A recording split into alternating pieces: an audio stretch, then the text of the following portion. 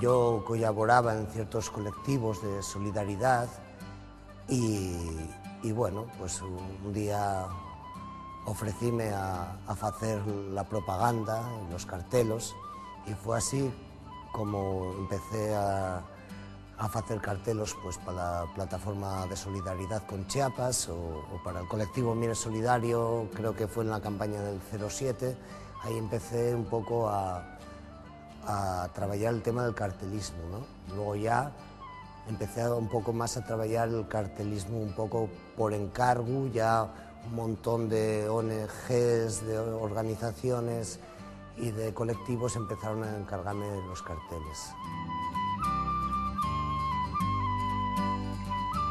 Yo estudié fotografía en la Escuela de Artes y Oficios y bueno, yo creo que el averamiento al cine y un paso natural de un fotógrafo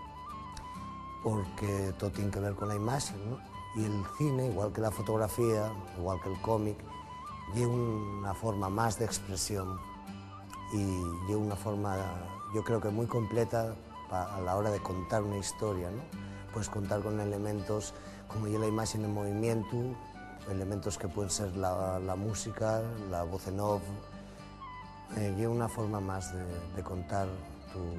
tus particularidades, ¿no?